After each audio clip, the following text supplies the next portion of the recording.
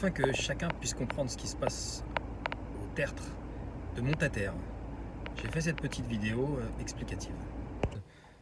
Nous avons réservé une maison. La livraison était prévue en septembre 2012. Elle a été ensuite repoussée en 2014 avec un avenant. Bon, rien d'alarmant jusqu'à maintenant. Le chantier avance lentement et nous répondons donc à tous aux appels de fonds jusqu'à mi-2014. Donc pour la totalité des 9 personnes, les sommes engagées vont de 50 000 € à 130 000 €. Mais le chantier, il a du mal à avancer. Donc il y a des sociétés qui s'en vont, d'autres qui arrivent. Mais ça avance, doucement, mais ça avance. Donc on reste en ayant confiance, même si cette confiance elle est légère, contre le promoteur. Donc à plusieurs reprises, on écrit au promoteur pour lui demander des informations. Et puis les réponses qu'il nous donne, même si jamais elles sont un peu tirées par les cheveux, à l'époque, c'était pas trop alarmant. Alors fin 2014, on se rend à l'évidence, il y a un réel problème sur cette promotion. Donc j'ai pris l'initiative en novembre 2014, si mes souvenirs sont exacts, d'écrire au garant pour l'alerter et lui dire voilà, qu'il y a un problème au tertre et que j'ai des doutes sur le fait que le promoteur ira à la fin de cette construction.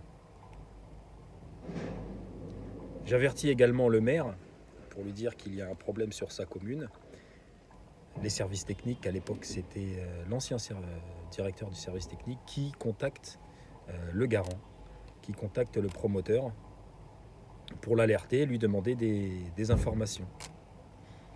Donc le garant répond, c'était en tout début d'année 2015, ou même un petit peu avant, pour lui dire que le problème ne vient pas du promoteur, mais il viendrait des services techniques de la mairie qui se seraient trompés sur les connexions de la voirie du programme des tertres et le programme qui se situe juste en dessous, c'est l'ancien chantier Modap.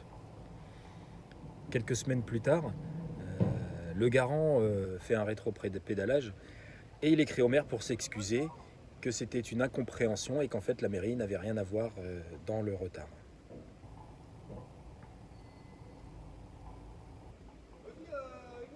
Début 2015, on arrête d'y croire. On se dit voilà qu'en fait on s'est fait avoir et que finalement la maison elle sera jamais construite parce que le promoteur ne semble plus avoir d'argent. Donc nous saisissons la justice avec notre avocat. En mars 2016, on apprend que la SCCV a été placée en redressement judiciaire suite à la plainte d'un sous-traitant qui n'avait pas été payé. Donc nous, depuis un moment, on informait le garant, on informait tout le monde qu'on avait des doutes sur le fait que les entreprises partent non pas parce qu'elles font faillite, parce qu'elles sont mal gérées, mais tout simplement parce que le promoteur ne les payait pas. Alors la SCCV, elle, pour se défendre, contre-attaque et porte plainte contre toutes les autres sociétés qui sont intervenues et fait valoir que le travail a mal été fait, qu'il y a de nombreuses malfaçons et que tous les biens doivent être détruits. Donc j'envoie des mails, des courriers. Je dis au garant qu'il faut qu'il intervienne parce que là, nous allons droit à la catastrophe. La seule réponse que j'ai du garant, c'est que tant que la SCCV n'est pas placée en liquidation judiciaire, ils ne peuvent rien faire. Donc qu'est-ce que je fais? Je vais à Metz. Plusieurs fois, je dois aller au tribunal à Metz pour essayer justement d'obtenir cette fameuse liquidation qui pourrait peut-être nous sauver. Au vu des frais d'avocat, si jamais mon avocat se déplaçait à Metz, je n'ai pas pu prendre cette option. Donc j'y suis allé seul. J'ai défendu du mieux que j'ai pu contre des avocats. Il y avait le procureur, le juge, tout le monde. Donc moi j'étais simple citoyen qui essayait de défendre son beefsteak, hein, comme on dit. Donc après plusieurs allers-retours à Metz, j'ai réussi à obtenir la liquidation de la SCCV à la mi-2017. Donc là, j'étais la première victoire, hein, la liquidation. Donc là, j'écris tout de suite au garant en lui disant, voilà, vous vouliez la liquidation, donc voilà, c'est fait.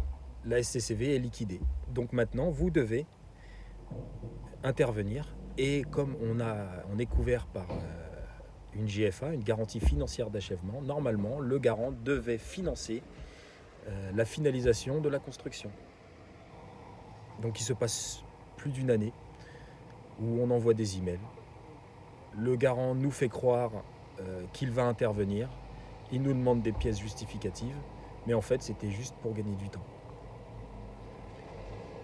Donc fin 2018, suite à l'intervention du maire, il faut reconnaître, nous sommes convoqués en mairie, en présence du maire, pour discuter avec le représentant du garant, qui souhaite non pas finir les maisons, mais négocier un départ. Donc on fait des propositions financières chacun, en fonction de ce qu'on a payé. Le garant les reçoit et il nous dit qu'ils vont réfléchir. Sauf que quelques semaines plus tard, on apprend que le garant est placé en redressement judiciaire en Nouvelle-Zélande, dans son pays. Donc à mon avis, tout ça s'était organisé et puis ils savaient très bien où est-ce qu'ils allaient. Donc entre-temps, nous on est toujours au tribunal depuis 2015, dans la phase de ce qu'ils appellent la mise en état. Ça veut dire que les avocats communiquent entre eux, ils s'envoient des plaidoiries, ou je ne sais pas comment ça s'appelle, des réponses. Ils renvoient l'affaire parce que l'autre avocat n'a pas reçu les documents ou il était incomplet.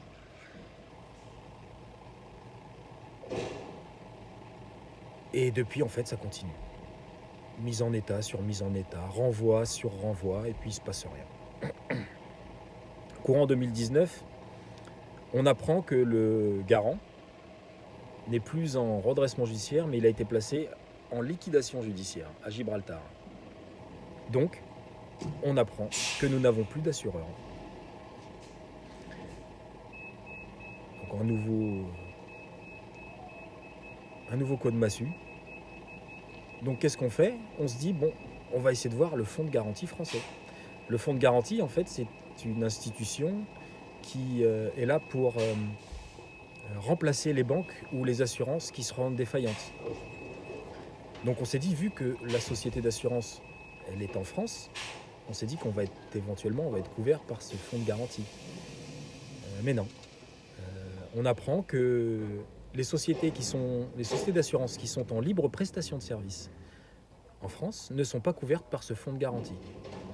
Donc moi j'interpelle l'ACPR, l'organe jurisprudentiel des assurances et des banques, pour leur dire, voilà, comment se fait-il que vous avez autorisé un assureur à exercer en France, à vendre des contrats d'assurance, et que si celui-ci est défaillant, vous me répondez qu'on n'est pas couvert par le fonds de garantie. Ça, c'est quand même un peu bizarre.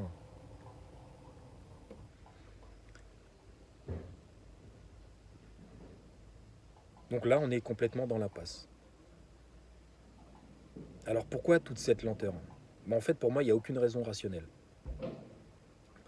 Depuis le début, on traîne dans les couloirs du tribunal de Senlis. Depuis 2015, je me trompe peut-être, hein, mais j'ai aucune décision de justice. On a des jonctions, ça s'appelle, ça veut dire qu'on a réussi à faire d'un seul dossier, de plusieurs dossiers plutôt, un seul. Comme on a attaqué le promoteur, on a attaqué le garant, on a attaqué l'assureur du garant, on a attaqué je sais plus qui d'autre. En fait, tout ça, c'est une seule et même affaire. Mais aucune décision. Aucun juge ne s'est prononcé, aucun juge n'a condamné ce promoteur, aucun juge n'a condamné les garants, personne n'a été condamné. Depuis 2015, nous sommes bientôt en 2021 et rien du tout.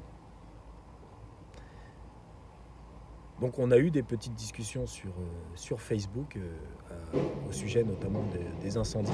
Et le dernier qui a été apparemment très virulent sur ce qu'a fait la mairie. Donc pour être tout à fait clair, on ne peut pas dire que la mairie n'a rien fait. La mairie, depuis le début, communique, la mairie écrit, la mairie a tapé du poing sur la table. Le maire a envoyé plusieurs courriers, a fait plusieurs réunions, a convoqué. C'est indéniable. Bon, on ne peut pas dire que le maire, sur ce dossier, n'a rien fait. Mais la vraie question, est-ce que le maire aurait pu faire plus et est-ce que le maire peut faire plus? Ça, je ne sais pas. Donc c'est pour ça que j'ai fait cette vidéo, pour demander au maire de faire son maximum pour résoudre cette affaire, parce qu'on ne peut pas laisser quand même cette construction dans cet état. On ne peut pas laisser les habitants du quartier complètement démunis, voire tout brûler autour d'eux. Donc ça, c'est impensable. Donc voilà. J'espère que vous avez... que maintenant c'est un peu plus clair pour vous, que vous êtes conscients de dans quelle galère on est, tout comme vous. Et nous, on a des crédits de 130 000 €. On est engagé sur 25 ans pour des maisons qu'on n'aura jamais. Sauf miracle. Donc voilà.